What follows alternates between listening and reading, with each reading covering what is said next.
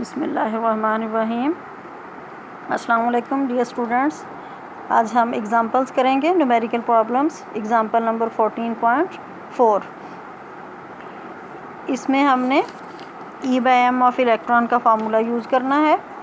Find the radius of an orbit of an electron moving at a rate of 2 × 10⁻⁷ metre per second in a uniform magnetic field of 1.20 × 10⁻³ tesla. Velocity दे दी है electron की 2 × 10⁷ metre per second और magnetic field की value B की value है 1.20 × 10⁻³ Tesla. आपने are यानी रेडियस फाइंड आउट करना है। फार्मूला आप पहले पढ़ चुके हो, E/m = V/BR। और R अगर हम कैलकुलेट करें इस इक्वेशन को रीअरेंज करके, R = mv/EB। Charge of electron आपको याद होना चाहिए, E = 1.61 × 10⁻19 कूलम है और mass of electron M = 9.11 × 10⁻31 kilograms. ये कॉन्स्टेंट्स आपने याद करने हैं। सारी वैल्यूज़ गिवन है। फार्मूले में आप सब्स्टिट्यूट करें तो रेडियस की वैल्यू कैलकुलेट कर लें। नेक्स्ट वन है एग्जांपल 14.5। ऐसा इसमें देखें स्टेटमेंट आपको लंबी लग रही है, लेकिन इसकी स्टेटमेंट लंबी नहीं है। शुरू में आपको जो दी हुई हैं values, alpha particles ranging in speed from 1000 metre per second to 2000 metre per second enter into a velocity selector. ये दो लाइनें जस्ट आपको घुमाने के लिए ही दे दी हैं। एक इन्फॉर्मेशन इसमें जस्ट दी है कि किसी अल्फ़ा पार्टिकल को किसी भी वेलोसिटी सिलेक्टर में, ये ऐसी डिवाइसेस हैं जिसमें चार्ज पार्टिकल्स को एक्सेलरेट किया जाता है वेलोसिटी सिलेक्टर्स।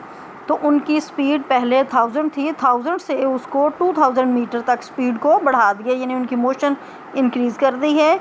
इसको न्यूमेरिकल डाटा में ये वैल्यूज़ भी यूज़ नहीं हो, इसलिए इसकी स्टेटमेंट लंबी नहीं है। न्यूमेरिकल एग्ज़ाम में अगर आएगा तो इससे नेक्स्ट से वो लिखना शुरू करेंगे यहाँ से कि the electric intensity is 300 volt per metre. ये alpha particles have the electric intensity 300 volt per metre and the magnetic induction the value of B is 0.20 tesla. ये वैल्यूज़ न्यूमेरिकल में दोनों यूज़ होनी है।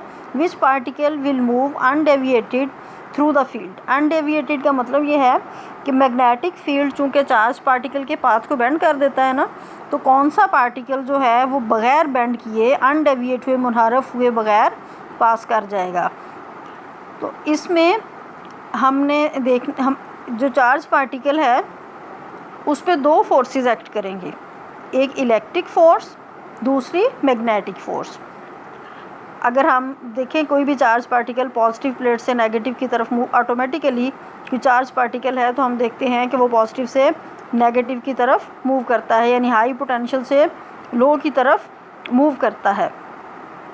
अगर हम उसको रोक दें तो इलेक्ट्रिक फोर्स अगर मैग्नेटिक फोर्स से बैलेंस हो जाए तो उस वक्त वो चार्ज पार्टिकल अनडेविएटेड जाएगा, यानी FE will be equal to FM और FE की वैल्यू होती है EE या QE। F = QE जो इलेक्ट्रोस्टैटिक फोर्स आपने पढ़ी है।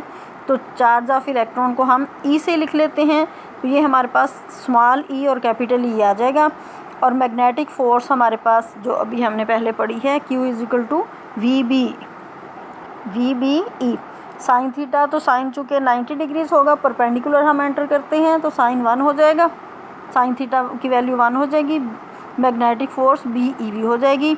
जिस वक्त इलेक्ट्रिक फ़ोर्स मैग्नेटिक फ़ोर्स के इक्वल हो जाएगी, यानी EE will be equal to BE, तो चार्ज पार्टिकल अनडेविएटेड जाएगा। यहाँ से EE से कैंसिल हो जाएगा। वेलोसिटी आपने वो कैलकुलेट करनी है जब चार्ज पार्टिकल अनडेविएटेड हो, तो V की वैल्यू V = E/B आ जाएगा।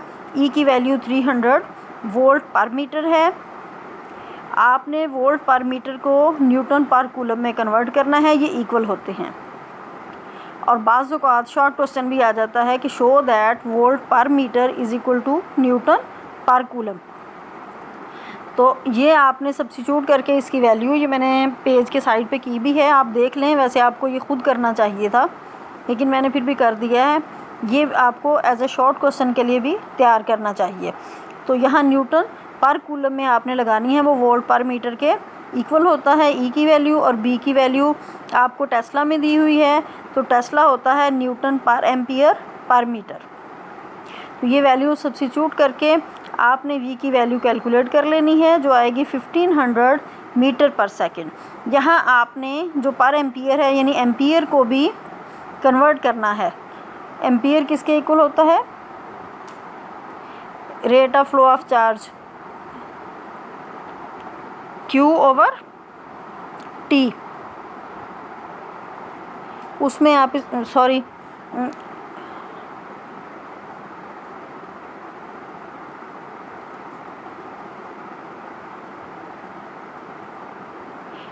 इसमें आप जब इसको हाँ Q/T ही होगा, ठीक है। इसमें सब्स्टिट्यूट करेंगे, ए की जगह पर एम्पियर है ना, तो Q कूलम पर सेकंड आएगा। कूलम पर सेकंड लगाने से आपके पास बाकी सारी टर्म्स कैंसिल हो जानी है, सिर्फ एक मीटर ही ऊपर जाना है, तो मीटर पर सेकंड यूनिट आपके पास जो वेलोसिटी की यूनिट है वही आ जाएगी, ठीक है। वोल्ट पर मीटर को हम न्यूटन पर कूलम के इक्वल किस तरह से करेंगे ये भी मैं आपको बता देती हूँ। वोल्ट पर मीटर, वोल्ट आपको पता है ये है जाउल पर कूलम के इक्वल होता है, ठीक है। तो आप वोल्ट की वी की जगह जाउल पर कूलम लिखें, 7 मीटर एज इट इज़ आ जाएगा। फिर जाउल होता है न्यूटन मीटर के इक्वल, तो न्यूटन मीटर लिखें, मीटर मीटर से कैंसिल हो जाएगा, Newton per coulomb, volt per metre आपके पास आ जाएगा न्यूटन पर कूलम के इक्वल। ये दो न्यूमेरिकल आप अच्छी तरह से प्रिपेयर करें।